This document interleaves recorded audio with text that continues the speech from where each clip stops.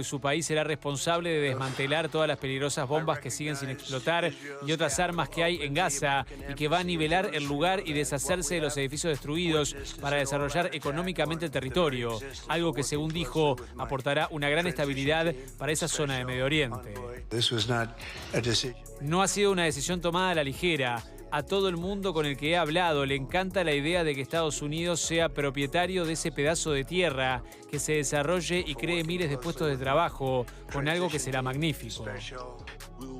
Trump no especificó cómo piensa tomar la Franja de Gaza y se limitó a decir que es un proyecto a largo plazo, asegurando que le gustaría convertir el territorio en la costa sur de Medio Oriente. El mandatario estadounidense volvió a pedir a los palestinos que abandonen el territorio asolado por la guerra y que se vayan a vivir a países como Egipto y Jordania, a pesar de la oposición de estas naciones y de los propios palestinos. El primer ministro israelí Benjamín Netanyahu dijo que valía la pena prestarle atención al plan de Trump. Él tiene una idea diferente y creo que vale la pena prestar atención a esto. Estamos hablando de ello, lo está explorando con su gente, con su personal. Creo que es algo que podría cambiar la historia y merece la pena seguir esta vía. Por su parte, el enviado palestino ante la ONU recalcó que los dirigentes mundiales deben respetar la voluntad de los palestinos de regresar a sus hogares en Gaza. En 2 días, en un lapso de pocas horas, 400.000 palestinos a pie regresaron a la parte norte de la Franja de Gaza. Creo que deberíamos respetar las elecciones y los deseos del pueblo palestino. El presidente estadounidense se ha atribuido el mérito de la primera fase de 6 semanas de la tregua alcanzada entre Israel y el grupo terrorista Hamás después de más de 15 meses de guerra en Gaza. Y con este informe del colega Ignacio Martirené de Telemundo, saludamos con muchísimo gusto al profesor John Moore, analista internacional. Bienvenido. Muchísimas gracias. Quería empezar con este tema, ¿no? Porque la verdad, yo no sé, me imagino la cara del primer ministro israelí mirando a Trump cuando estaba hablando, diciéndole, ¿y cómo le digo, cómo vas a hacer? Exactamente. Sí, bueno, es de esperar este tipo de expresiones por parte de Trump. Tenemos al primer gobierno, a su primer mandato, como una referencia de estas ideas que dispara, ¿no? Digo, extravagantes, excéntricas y sin ningún fundamento en materia de lo que es la realidad, en definitiva, ¿no? Y la realidad es es una especie de muralla con la cual muchas veces este tipo de ideas termina chocando. La realidad en cuanto a lo que es la situación de por sí que hoy vive justamente la Franja de Gaza, la situación que vive el Estado de Israel con respecto justamente a la posibilidad de una coexistencia pacífica con la población palestina. Y además tenemos que tener en cuenta que esto es un conflicto que está todavía está en un paréntesis, en un cese al fuego. En un cese al fuego que es muy frágil y que en cualquier momento puede romperse, en definitiva, ¿no? Entonces, tenemos que tener esto en un contexto más amplio y darle justamente la relevancia y la importancia que tiene y la viabilidad que esto puede llegar a tener. Sin duda alguna que convertir la Franja de Gaza en una especie de riviera francesa en el Mediterráneo allí, hoy es a todas luces algo totalmente fuera de la realidad posible. Lo que tiene que funcionar es la diplomacia para tratar de resolver este conflicto más allá de este cese al fuego, porque este cese al fuego se va a terminar en algún momento y tiene que haber algo más, la reconstrucción de la Franja de Gaza y justamente la reorganización del Estado palestino. Y bueno, a partir de eso empezar a trabajar en un plan diplomático en el cual participen todas las partes interesadas para darle viabilidad a una coexistencia entre la autoridad palestina, un Estado palestino y el Estado de Israel. Claro, pone un punto interesante usted, porque una cosa es la reconstrucción posguerra, que lamentablemente, hay que decirlo, se trata de un enorme negocio, la reconstrucción posguerra, ¿no? Obviamente, exacto. Ahora, en este caso no se está planteando por ese lado, se está hablando de una cuestión bastante utópica, de una riviera pegada obviamente al Mediterráneo, pero también se está hablando de tomar ese territorio sin soldados estadounidenses. Porque cuando se lo consulta, él dice no. Exacto, exactamente. Entonces ahí, digo, ¿quién se hace cargo de esto? Ya de por sí tenemos la primera gran interrogante, es ¿quién se va a hacer cargo de la reconstrucción de la Franja de Gaza? ¿Quién se va a hacer cargo de organizar la instalación definitiva de la población que tuvo que irse de la Franja de Gaza, la población palestina? O sea, las Naciones Unidas, los cascos azules de las Naciones Unidas, ¿quién va a llevar adelante un emprendimiento, un proyecto de reinstalación, de reorganización, de reestructura, de edificar nuevamente gran parte de la infraestructura que hoy está destruida.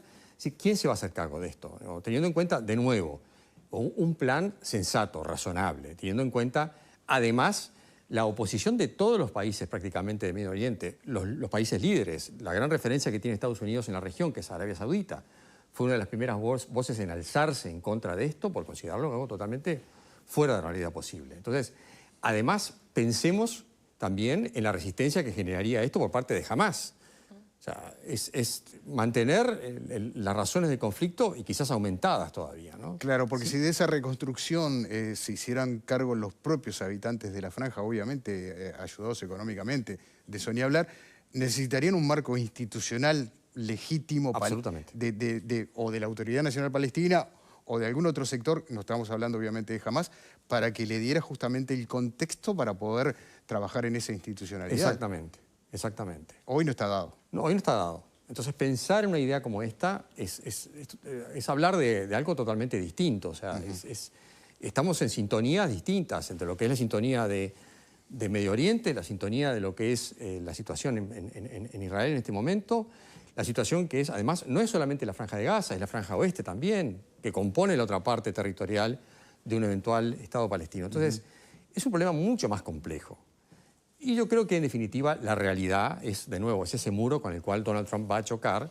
Se va a dar cuenta de que un proyecto así es algo que está totalmente fuera de toda viabilidad y, en definitiva, van a tener que sentarse todas las partes interesadas en el conflicto y tratar de buscar una salida que sea una salida ya de largo plazo, para ponerle fin a la violencia en la región, para ponerle fin al estado de conflictividad, para terminar de neutralizar a las partes interesadas en que esa región se mantenga en un conflicto. En el caso de Irán, por ejemplo, bueno, eso es lo que, en definitiva, Estados Unidos, Israel, la propia autoridad palestina, que está muy venida menos, muy delegitimada hoy en día, ha perdido un líder muy anciano. Exactamente, hay un problema de liderazgos que también los propios palestinos tienen que resolver. Europa, o sea, todas las partes que tienen interés en que Medio Oriente se estabilice, definitivamente, bueno, tienen que participar en algo que todavía luce bastante complejo, ¿no? Vamos a las medidas, a las primeras medidas de Trump, medidas que tienen que ver con la economía, con la cuestión arancelaria, medidas que tienen que ver con una mirada tal vez a más largo plazo, vinculada fundamentalmente a ese gran rival que hoy tiene Estados Unidos, que es China.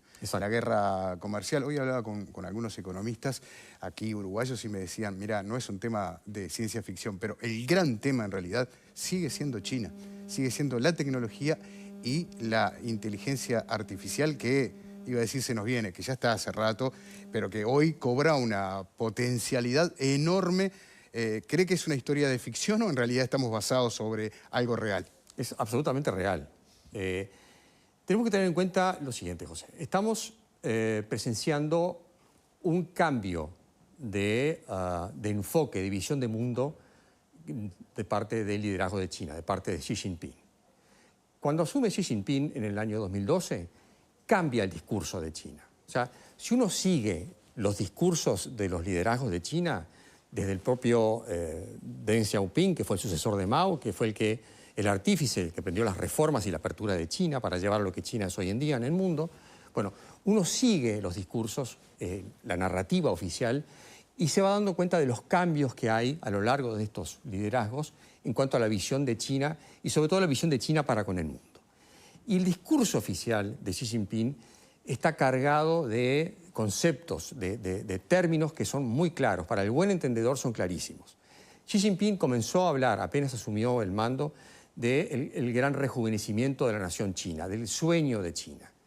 Y esos términos, en la interpretación que uno le tiene que hacer desde el punto de vista de la geopolítica, desde el punto de vista de lo que son las relaciones internacionales, son términos que significan un gran plan para terminar de convertir a China en una gran superpotencia. Y en una gran superpotencia que desafía al orden internacional liderado por Estados Unidos, al orden que lidera Estados Unidos con Occidente en su conjunto y sus aliados en el caso de Asia. Xi Jinping está disputando ese orden, está disputando ese liderazgo, y la rivalidad que estamos viendo entre Estados Unidos y China es una rivalidad que está convirtiéndose. Empezaron siendo socios económicos a partir de la década del 80-90, en el momento que China ingresa a la OMC. A lo largo de la década del 90, China asciende ya como el gran socio económico, como la gran plataforma manufacturera de Occidente, y a partir de ahí escala cada vez más, con cada vez más intensidad, a ser lo que es hoy la segunda potencia económica del mundo. Esa relación se empieza a deteriorar ya a partir quizá del 2008, 2009, a raíz de la crisis financiera, y ya después con la llegada de Xi Jinping y con la llegada de Donald Trump, su primer gobierno, que le declaran la guerra comercial, la primera fase de la guerra comercial, allí la relación se termina de deteriorar. Y hoy estamos ya en una rivalidad mucho más antagonista y mucho más conflictiva. Y adelante, en un tiempo más, como el que se estima que puede llegar a pasar, el año 2027, es un año que Estados Unidos y Occidente están mirando con gran preocupación, porque sería el año en el cual Xi Jinping tomaría la decisión final de recuperar a Taiwán.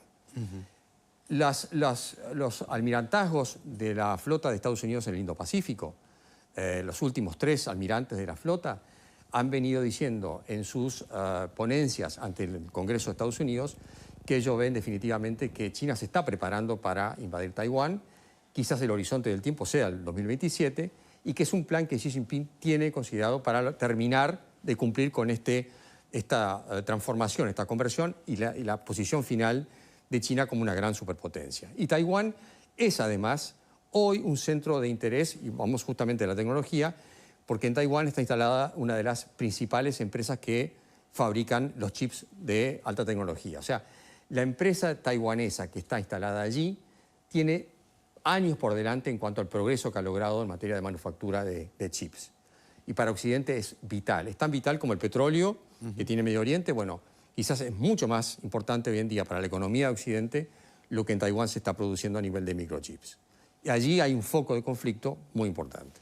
La economía china se está también enfriando de alguna manera, no ha escalado como se pensaba, y estas medidas proteccionistas de Trump de alguna manera también le pegan en la línea de flotación. Tengo 2 preguntas. Los periodistas tenemos preguntas impertinentes. Una de ellas es con los economistas. Les preguntamos siempre cuánto va a estar el dólar. Y a los analistas internacionales, cuando alguien toma medidas, por ejemplo, en este caso, Estados Unidos, les preguntan ¿cómo va a repercutir en Uruguay? Bueno, le hago esa pregunta. ¿Cómo van a repercutir esas medidas en Uruguay? ¿Qué tipo de repercusiones podemos esperar? Es una muy buena pregunta. Partamos quizás un poco de la base de dejar de lado las medidas en contra de Canadá y México, que probablemente son medidas que no van a terminar de llevarse a cabo. Por una razón muy sencilla, porque Canadá y México son socios estratégicos hoy de Estados Unidos. Son los socios que componen el llamado NAFTA, claro. Y sigue siendo hoy en día un tratado de libre comercio. Ir en contra de 2 socios estratégicos con aumento de aranceles es un despropósito, ¿verdad? Entonces yo creo que allí hay un entorno, un círculo de bienpensantes alrededor del gobierno de Trump, quizás dentro del Partido Republicano, que le han dicho al oído de que estas medidas son, muy poco felices y que van a rebotar en contra de Estados Unidos en definitiva. Y a razón de esto, porque México se está transformando cada vez más, a raíz de lo que está pasando justamente con respecto a China, se está transformando cada vez más en una base, en una sede de lo que son las cadenas industriales, que estaban instaladas muchas de ellas en China y están regresando, están viniendo justamente más cerca de Estados Unidos por esta conflictividad, esta rivalidad que están teniendo. ¿Cómo puede repercutir en Uruguay? Bueno, por supuesto que un aumento de aranceles en China y una represalia de China hacia Estados Unidos tiene efectos en lo que es la mercadería internacional, entre muchos bienes que hoy en día seguimos dependiendo de China para los efectos de importarlo, porque son productos que hoy se están manufacturando básicamente en China y hay un rezago respecto a buscar diversificación respecto a esos bienes. Pero el impacto es grande porque se encarecen esos productos. Y estamos todavía en un mundo globalizado, en una globalización que está muy vapuleada, pero sigue siendo una globalización que permite que los mercados estén interconectados y que haya una dependencia económica y comercial puntualmente muy grande. Y un aumento de las tarifas de bienes chinos, por ejemplo, y un aumento de tarifas de bienes de Estados Unidos genera un efecto, digamos, en cadena que afecta justamente a los mercados que tienen que importar esos productos con costos más grandes. Y se distorsionan justamente los precios, se distorsionan los valores. Y eso genera justamente un incremento de los precios y un efecto inflacionario en las economías más débiles, las economías más vulnerables, más expuestas a este tipo de situaciones, ¿no? Y Uruguay está dentro justamente de esos países más expuestos a un eventual encarecimiento de ciertos bienes que se pueden llegar a ver afectados por esta medida de Trump. Además, tú bien lo dijiste, empezamos con un 10%. Y si esto escala, ¿en cuánto podemos llegar a terminar en materia de aranceles, ¿no? Entonces, hay que poner el ojo a eso Y el Uruguay yo creo que además, a nivel de su estrategia comercial, tiene que pensar cada vez más en este contexto geopolítico una diversificación mayor de sus mercados de exportación y de importación también. Bien, permítame abrir a nuestro panel para comenzar con reflexiones y preguntas. Patricia. Me parece súper interesante lo que plantea y tengo algunas preguntas más en el terreno de la política, porque me parece que hay, o por lo menos yo vengo viendo con mucha preocupación el momento mundo que estamos viviendo y en perspectiva histórica es muy parecido a otros momentos mundos que trajeron para adelante fenómenos bastante complejos. Tengo particular preocupación por el avance de las ideas fascistas y de los planteos fascistas. Creo que la participación de Elon Musk como un actor importante dentro de la geopolítica que tiene y hace gestos nazis en el espacio público y bueno, y su cercanía con Alternativa para Alemania y el proceso del crecimiento del fascismo europeo con estas propuestas, lo que vos planteabas sobre Trump en Gaza, tengo una sensación rara de principios del siglo XX y no sé si porque más allá de que en muchos otros momentos, no sé si en muchos, creo que mayormente en la Guerra Fría y no mucho más, hemos tenido esta sensación, la sensación preguerra mundial empieza a ser cada vez más material para los indicadores de la geopolítica y a veces está en este dilema entre cuánto pensar, tener planteos tremendistas o cuánto ver que la realidad está avanzando hacia lugares complejos de la humanidad. Y bueno, y si eso es una sensación, un sentir, o si hay indicadores que si compartís que hay indicadores que vienen hacia ahí, que en términos de ciclo político venimos en un ciclo político complejo. Absolutamente. Lo que se está hablando hoy, eso es un muy buen punto, lo que se está hablando hoy es que el mundo ha entrado en una nueva era histórica. Es decir, termina por confirmarse con el regreso de Trump al gobierno de Estados Unidos lo que puede llegar a verse como una tendencia, ¿no? Una tendencia que ya venía observándose en los deterioros, como primer síntoma, en los deterioros de los sistemas políticos de Europa, en los debilitamientos de los partidos fundacionales de la Europa de la post-Segunda Guerra, llámese el socialismo clásico, llámese los partidos de centro, la centro-derecha, la centro-izquierda, los partidos conservadores, los partidos liberales, los partidos que le dieron forma a la Alemania de la posguerra, a Francia, o sea, la recuperación de de Europa a nivel político y también económico, sin duda alguna, se hizo en función de estos sistemas políticos robustos que empezaron a crecer y que hicieron florecer a Europa. Estos sistemas políticos están en una crisis hoy en día, y una crisis grave. Tan grave es que, por ejemplo, podemos poner el foco en Alemania hoy en día. En Alemania vamos a tener elecciones próximamente, quizás creo que son el 23 o ahora en el mes de febrero. Si uno ve las encuestas de lo que está pasando en Alemania hoy, estamos viendo cómo Alternativa para Alemania, un partido neonazi, con un discurso que tiene vasos comunicantes con el nazismo, que emerge en la década del 30, sobre todo en identificar enemigos, como el caso ahora de los inmigrantes, entre otras cosas. Bueno, este partido que surge en el 2015, prácticamente de la nada, en algunos bastiones en ciertas poblaciones de lo que era Alemania Oriental, que es una gran ironía, una gran paradoja y una gran interrogante de por qué en una zona de Alemania que estuvo bajo el yugo de un totalitarismo, como fue el comunismo soviético, se despiertan ahí los primeros focos de estos extremismos ahora de la ultraderecha. Bueno, y este partido empieza a crecer y hoy está en el segundo lugar disputando lo que va a ser esta elección parlamentaria en Alemania. Es decir, es el segundo partido hoy en día. Supera la socialdemocracia, un partido tradicional en Alemania que integró muchas veces la coalición de gobierno. Ya se está hablando de que el probable líder ganador de la coalición que gobierna hoy Alemania tenga que negociar con Alternativa por Alemania y tenga que acceder a los reclamos, a las demandas que Alternativa por Alemania está planteando con respecto a la política migratoria. Eso es un gran síntoma. Y es un síntoma muy importante tener en cuenta, muy grave, porque Alemania es el centro económico de Europa y es junto con Francia los dos pilares de la Unión Europea. Y en Francia estamos observando una situación no similar, pero que tiene un deterioro de por sí en su propio sistema político, con un Macron que está más cerca de la supervivencia que de la estabilidad, y con una ultraderecha liderada por Marine Le Pen, que también tiene grandes probabilidades, en el caso de un fracaso definitivo de un gobierno como el de Macron, de llegar al gobierno. Entonces, ahí tenemos dos grandes casos de un deterioro de la democracia. Acaba de salir un libro publicado por un periodista italiano cuyo nombre no recuerdo lamentablemente ahora, cuyo título es Síndrome 1933. Y lo que él dice es que él está viendo, observando con gran preocupación, comportamientos a nivel de las sociedades, comportamientos a nivel de la política, como reflejo de los comportamientos sociales. Estamos empezando a ver discursos y comportamientos y procesos que nos llevan a situaciones muy parecidas a la de la década del 30, donde se gestó el nazismo y el fascismo en Europa.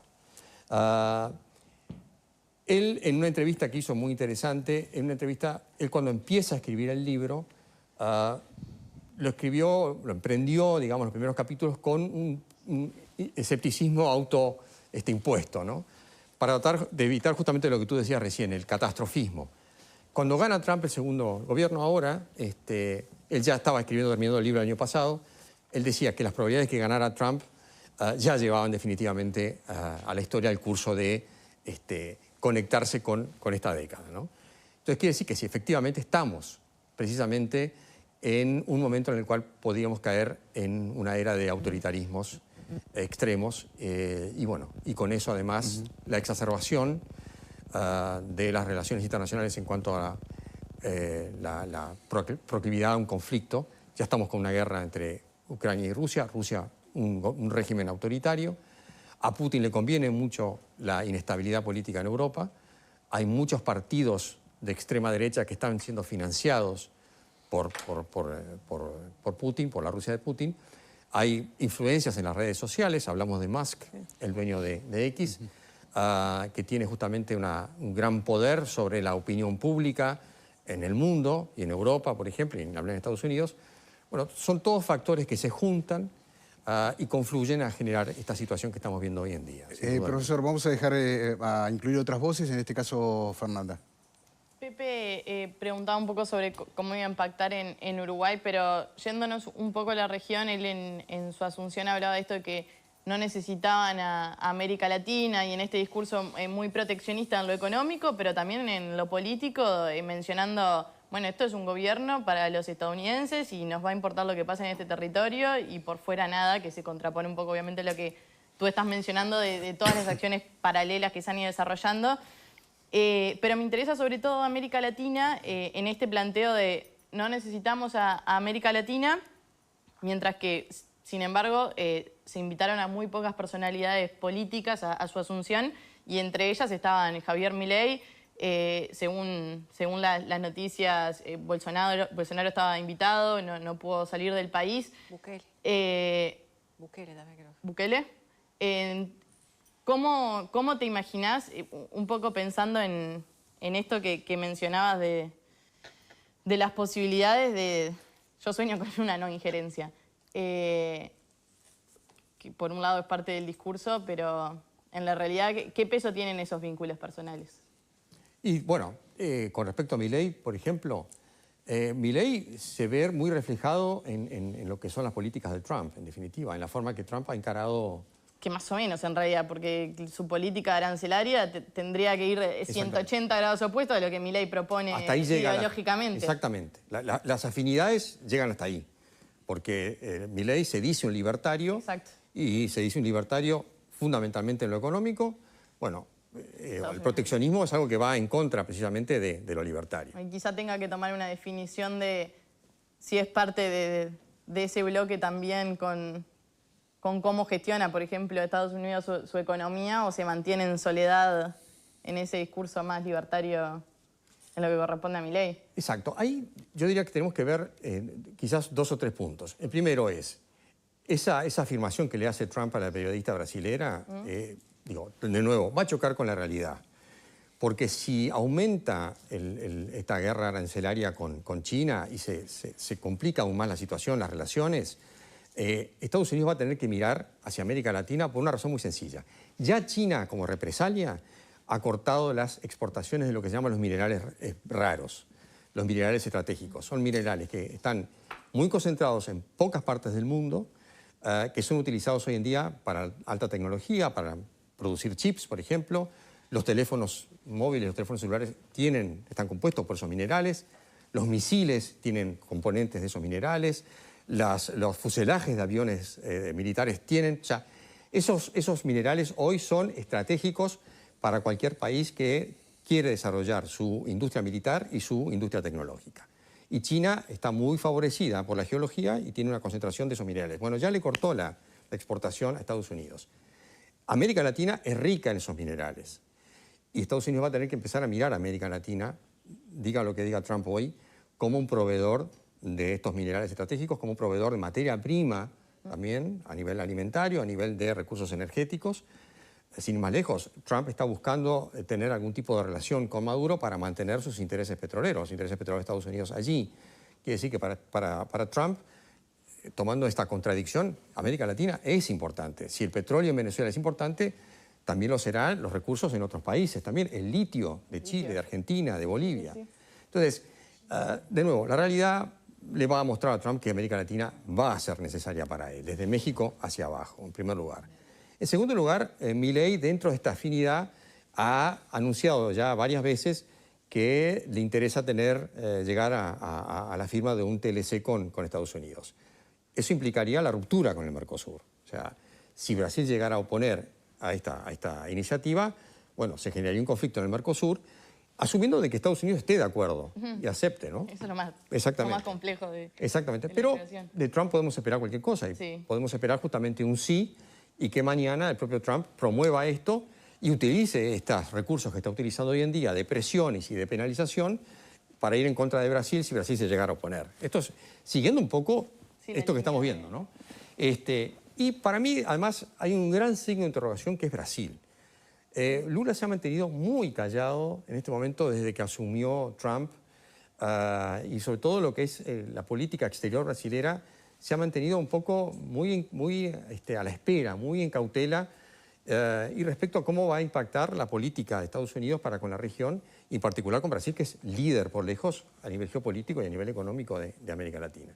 Eso es algo que hay que seguir también un poco. ¿Cómo van a evolucionar las relaciones bilaterales entre Brasil y Estados Unidos? Eso es muy importante, porque eso también va a marcar un poco la pauta de las relaciones de Estados Unidos para con el resto de la región. Allí hay que esperar un poco, esperar a ver qué pasos va a dar Marco Rubio como secretario de Estado, un secretario de Estado que está mostrando ser, dentro de todo, alguien muy coherente, muy lúcido, muy consciente de los desafíos que tiene hoy en día su cargo y Estados Unidos, que está tratando de conciliar un poco los planteos o los requerimientos que Trump le ha puesto a su cargo, entre ellos, por ejemplo, el caso del Canal de Panamá, y, por otro lado, lo que es la política hemisférica, es decir, qué política va a tener el Departamento de Estado para con la región, para con los intereses de la región y los intereses que Marco Rubio, como secretario de Estado y representando a Estados Unidos, trate justamente de conservar y de promover. Y en el caso del Canal de Panamá, bueno, está claro de que allí hay un interés manifiesto de Estados Unidos de poner fin a lo que Trump considera es una influencia directa de China en el lugar, ¿no? Entonces, yo diría que todavía es muy temprano llegar a un tipo de conclusión concreta respecto a cómo se va a dilucidar esta compleja relación de Estados Unidos para con América Latina. Pero yo insisto que América Latina va a ser muy importante para Estados Unidos en los próximos años. Profesor, está claro que ahí hay un tema vinculado a mucho poder, mucho dinero, el tema que usted mencionaba de esos minerales como el coltan, por ejemplo, que es fundamental para la fabricación de teléfonos celulares, entre otras cosas. Cuando habla de Panamá, cuando usted también menciona lo que ocurría con Canadá, esos sueños que suele encarnar Trump, digamos, se puede entender como una figura de neoimperialismo en el que él siente que puede llegar a encarnar? Y sí, yo digo que tenemos que fijarnos en el discurso, por un lado, y después ver la acción. Claro. Y en la acción ver, de nuevo, el contexto de la realidad, cómo opera, todas las complejidades de la geopolítica, de la economía, cómo operan en contra de la aplicación de ese discurso. Ahora, asumamos de que, como ejercicio solamente, de que hay una coherencia entre el discurso y la acción con respecto al caso de Panamá. Y que en el caso de Panamá, por ejemplo, hay una preocupación concreta de parte de Estados Unidos en relación a la presencia de China en el canal. Lo que se sabe hoy, que es una información, es un hecho objetivo, es una información objetiva, que hay una empresa que está basada en Hong Kong, no está basada en el territorio de la China continental, está basada en Hong Kong, aunque si bien Hong Kong ya pertenece a China desde el año 1997, esta es una empresa que funcionaba desde muchos años para atrás. Una empresa que fue fundada, imagínense, en el siglo XIX por un inglés y en 1979 fue comprada por este consorcio de Hong Kong y como parte de su cartera de negocios se dedicó a la infraestructura portuaria.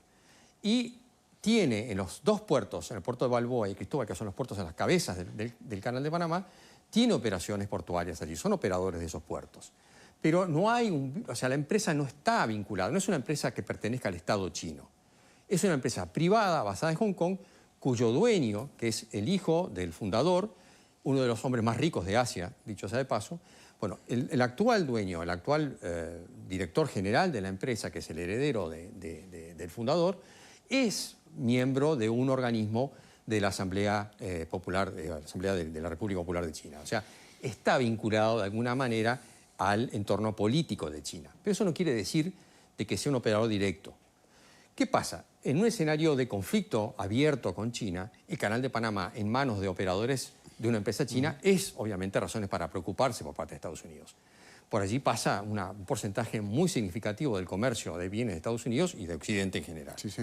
Entonces, ya de por sí hay una preocupación que tendría algún tipo de fundamento, pero allí hay que ver cómo se resuelve esto.